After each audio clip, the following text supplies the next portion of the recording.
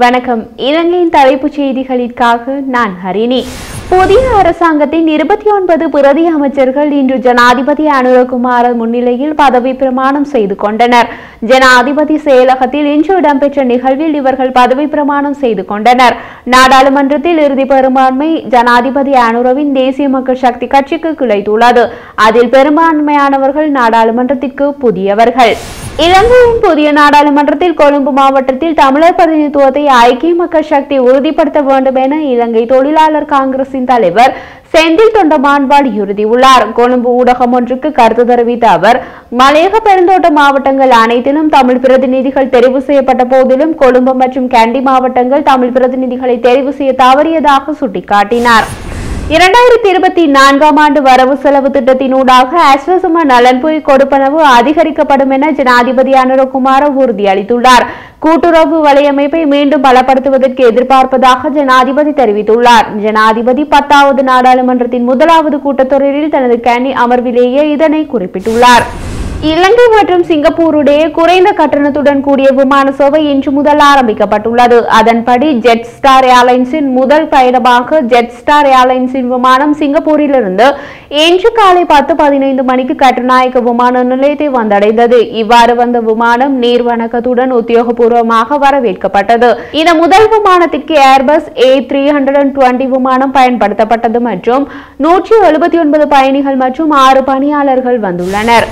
ஜனாதிபதியின் கொள்கை பிரகடன உரையை தொடர்ந்து நாடாளுமன்றத்தின் அடுத்த அமர்வு டிசம்பர் மாதம் 3ஆம் திகதி வியாழக்கிழமை காலை 9:30 மணிக்கு நடைபெறும் என ஜனாதிபதி அனுரகுமார சபையில் அறிவித்துள்ளார். இலங்கை தமிழரசு கட்சியினது முதல் நாடாளுமன்ற குழு கூட்டம் இடம்பெற்றுள்ளது. குறித்த கூட்டமானது இன்றைய தினம் நாடாளுமன்ற நூலகத்தில் நடைபெற்றுள்ளது. இதன்போது வடக்கு கிழக்கு மாகாணத்திலிருந்து தெரிவு செய்யப்பட்ட அனைத்து நாடாளுமன்ற உறுப்பினர்களும் கலந்து கொண்டிருந்தனர். இலங்கை கடல் எல்லைக்கு இந்திய இழுவை படகுகளின் அத்துமீறல்களை உடனடியாக நிறுத்த கோரி கையெழுத்திடப்பட்ட தபால் அட்டைகளில் முல்லைத்தீவு மக்களால் ஜனாதிபதிக்கு அனுப்பி வைக்கப்பட்டுள்ளது. கார்த்திகை 21 சர்வதேச மீனவர் தினமாகிய இன்று சூழலியல் மற்றும் சமூக அபிவிருத்திக்கான நிறுவனத்தின் ஏற்பாட்டில் இந்திய இழுவை படகுகளை இலங்கை கடற்பரப்பிற்குள் வரவிடாது தடுப்பதற்குரிய நடவடிக்கைகளை உடனடியாக எடுக்குமாறு கோரிய தபால் அட்டைகள் முல்லைத்தீவு மக்கள் மற்றும் முல்லைத்தீவு கடற்றொழிலாளர்களினால் ஜனாதிபதி அலுவலகத்திற்கு அனுப்பி வைக்கப்பட்டுள்ளது. இலங்கைக்கு 2024 நவம்பர் மாதத்தின் முதல் 17 நாட்களில் 1,30,315 சுற்றுலா பயணிகள் வருகை தந்துள்ளதாக தகவல் வெளியாகியுள்ளது. இலங்கை சுற்றுலா அபிவிருத்தி அதிகார சபை வெளியிட்டுள்ள அறிக்கையில் இந்த விடயம் தெரிவிக்கப்பட்டுள்ளது. அதன்படி அதிகளவான சுற்றுலா பயணிகள் இந்தியாவிலிருந்து வருகை தந்துள்ளதாகவும் அவர்களின் மொத்த எண்ணிக்கை 23,660 எனவும் குறிப்பிடப்பட்டுள்ளது. யாழ்ப்பாணம் தீவகத்தில் அமைந்துள்ள சாட்டி மாவீரர் துயிலும் இல்லத்தில் தமிழின விடுதலைக்காக உயிரிழந்த மாவீரர்களுக்கு நினைவேந்தல் நிகழ்வு இடம்பெற்றது. மாவீரர் வாரம் இன்று ஆரம்பமாகியுள்ள நிலையில் குறித்த நினைவேந்தல் நிகழ்வு உணர்வு பூர்வமாக முன்னெடுக்கப்பட்டது. தமிழர்கள் அதிகமாக வாழும் வடக்கு கிழக்கு மாகாணங்களில் ஒவ்வொரு வருடமும் நவம்பர் 27ஆம் திகதி மாவீரர் நாள் நிகழ்வுகள் அனுஷ்டிக்கப்படுவது வழமை. சர்வதேச நாணய நிதியத்துடன் ஊழியர்கள் மட்ட ஒப்பந்தம் ஒன்றை நாளை வெள்ளிக்கிழமைக்குள் இறுதி செய்ய முடியும் என அரசாங்கம் எதிர்பார்ப்பதாக ஜனாதிபதி அனுரகுமார தெரிவித்துள்ளார்.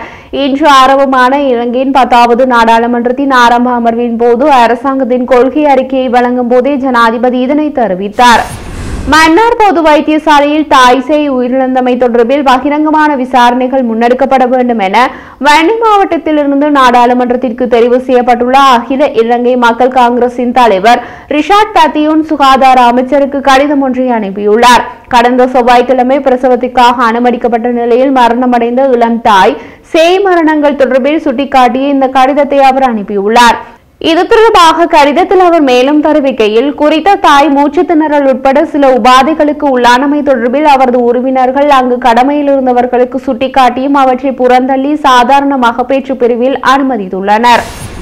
இலங்கை வரலாற்றில் மங்களவாத்தியங்கள் மற்றும் ராணுவ அணிவகுப்புடனேயே ஜனாதிபதிகள் இதுவரை காலமும் நாடாளுமன்றத்திற்கு வருகை தந்துள்ளனர். இவ்வாறான சூழ்நிலையில் 3/2 பெரும்பான்மையுடன் மக்களால் தெரிவு செய்யப்பட்ட ஜனாதிபதி அனுரகுமார எவ்வித ஆர்ப்பாட்டமும் இன்றி நாடாளுமன்றத்திற்கு வருகை தந்தமை சர்வதேச உள்ளிட்ட அனைவரையும் வியப்புக்குள்ளாக்கியுள்ளது. இந்த நிலையில் படைகள் சேவிதர், பிரதி படைகள் சேவிதர் மற்றும் உதவி படைகள் சேவிதர் ஆகியோர் முன் செல்ல சபாநாயகர் மற்றும் செயலாளர் நாயகம் ஆகியோரினால் ஜனாதிபதி நாடாளுமன்ற கட்டடத்திற்குள் அழைத்து வரப்பட்டார்.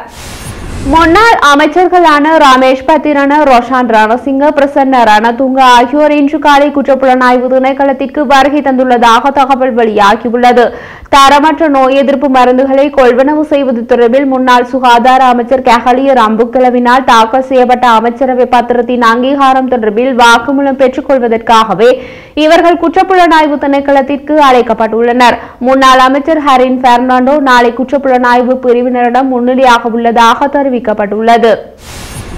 நாட்டு மக்களுக்கு ஜனாதிபதி அனுரகுமார உரையாற்றிய போது சட்டத்திற்கு மேல் யாரும் இல்லை, நான் உட்பட்ட அனைவரும் சட்டத்திற்கு கீழ்ப்படிந்தவர்கள், அத்துடன் கடந்த காலங்களில் இடம்பெற்ற மிகவும் கொடூரமான சம்பவங்கள் தொடர்பில் விசாரணைகள் முன்னெடுக்கப்பட்டு சட்டத்தின் முன் நிறுத்தப்படுவார்கள், அத்துடன் சட்டம் மீதான நம்பிக்கையை மக்கள் மத்தியில் கட்டியெழுப்புவோம் என்றார்.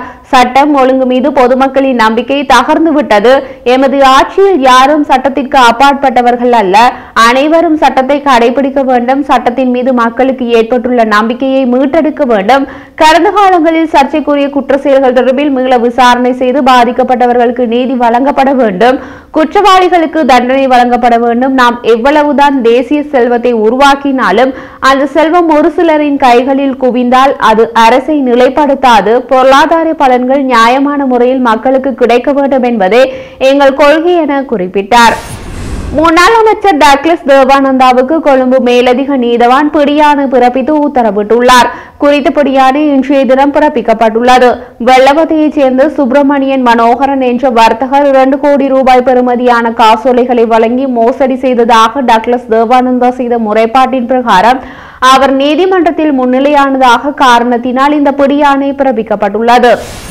மன்னார் போலீஸ் பிரிவுக்குட்பட்ட சவுத்பார் கடற்பரப்பில் மீன்பிடி தொழிலில் ஈடுபட்டிருந்த மீனவர்கள் 2 கடலில் மிதந்து வந்ததாக கூறப்படும் பொதியை சோதனையிட்ட போது குறித்த பொதி வெடித்ததில் குறித்த 2 படுகாயமடைந்து மன்னார் மாவட்ட பொது வைத்தியசாலையில் வியாழக்கிழமை அனுமதிக்கப்பட்டுள்ளனர்.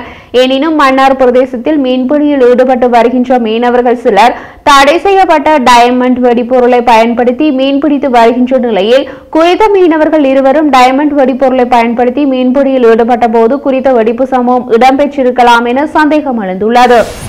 வவுனியா வடக்கு அனந்தர் புளியகுளம் பகுதியில் வெடிக்காத நிலையில் உள்ள மோட்டார் செல் ஒன்று மீட்கப்பட்டுள்ளது. குறித்த பகுதியில் அமைந்துள்ள தனியார் காணியிலிருந்தே குறித்த செல் இன்று மீட்கப்பட்டது. சம்பவம் தொடர்பாக போலீசாருக்கு தெரிவிக்கப்பட்ட நிலையில் சம்பவ இடத்திற்கு சென்ற போலீசார் அதனை செயலிழக்க செய்வதற்கான நடவடிக்கையில் ஈடுபட்டுள்ளனர்.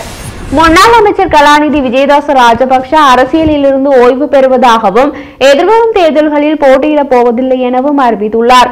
கண்டி தலதா மாளிகையில் வழிபாடுகளில் ஈடுபட்ட பின் தனது அரசியல் எதிர்காலம் குறித்து ஊடகவியலாளர் எழுப்பிய கேள்விகளுக்கு பதில் அளிக்கும் போதே அவர் இதனை தெரிவித்துள்ளார். மீண்டும் பாராளுமன்றத்திற்கு வருவதற்கான சாத்தியக்கூறுகள் உள்ளதா என்று கேட்டபோது கலாநிதி ராஜபக்ஷ அதை உறுதியாக நிராகரித்தார். பாராளுமன்றத்தில் உள்ள 225 உறுப்பினர்களும் ஊழல்வாதிகள் என்று குறிப்பிட்ட கதையின் ஒரு பகுதியாக இருக்க தனக்கு விருப்பமில்லை என்று அவர் கூறினார். யாழ் மாவட்ட நாடாளுமன்ற உறுப்பினர் வைத்தியர் அர்ஜுனா ராமநாதன் புதிய நாடாளுமன்றத்தின் முதல் நாள் அமர்வு இன்றைய தினம் ஆரம்பமான போது பாரம்பரியமாக எதிர்க்கட்சி தலைவருக்கு ஒதுக்கப்பட்ட ஆசனத்தில் அமர்ந்ததுடன் அந்த கதிரையிலிருந்து நகர மறுத்த சம்பவம் இடம்பெற்றுள்ளது. இதன்போது முதன்முறையாக நாடாளுமன்ற உறுப்பினரான வைத்தியர் அர்ஜுனா எதிர்க்கட்சி தலைவரின் ஆசனத்தில் அமர்ந்துள்ளார். உடனடியாகவே நாடாளுமன்ற ஊழியர்கள் இது எதிர்க்கட்சி தலைவரின் ஆசனம், எனவே அந்த இடத்திலிருந்து நகருமாறு தெரிவித்த போதும் அவர் அதற்கு மறுப்பு தெரிவித்துள்ளார். நாடாளுமன்றின் முதல் நாள் அமர்வில் ஆசனங்கள் எவருக்கும் ஒதுக்கப்படவில்லை என வைத்தியர் அர்ஜுனா நாடாளுமன்ற ஊழியர்களுக்கு பதில் அளித்தார். புதிய அமர்வில் எம்பிக்கள் எங்கு வேண்டுமானாலும் அமரலாம், ஆனால் ஜனாதிபதி பிரதமர் எதிர்க்கட்சி தலைவர் ஆசனங்களுக்கு வரையறை உள்ளது, சம்பிரதாயம் உள்ளது என்று பணியாளர்கள் கூற சம்பிரதாயத்தை மாற்றவே இங்கு வந்துள்ளோம் என அர்ஜுனா ராமநாதன் பதிலளித்துள்ளார். ஹம்பாந்தோட்டை வைத்தியசாலையில் பெண்ணொருவரின் கருப்பையிலிருந்து 10 கிலோ எடையுள்ள கட்டி வெற்றிகரமாக அகற்றப்பட்டுள்ளது. ஹம்பாந்தோட்டை வைத்தியசாலையில் நடைபெற்ற இந்த சத்திர சிகிச்சையிலேயே கட்டியை அகற்றி அந்த வைத்தியசாலை வைத்தியர்கள் சாதனை புரிந்துள்ளனர். மகப்பேற்று வைத்திய நிபுணர் சமந்த சமரவிக்ரம உள்ளிட்ட வைத்தியர் குழு இந்த சாதனையை நிகழ்த்தியுள்ளனர்.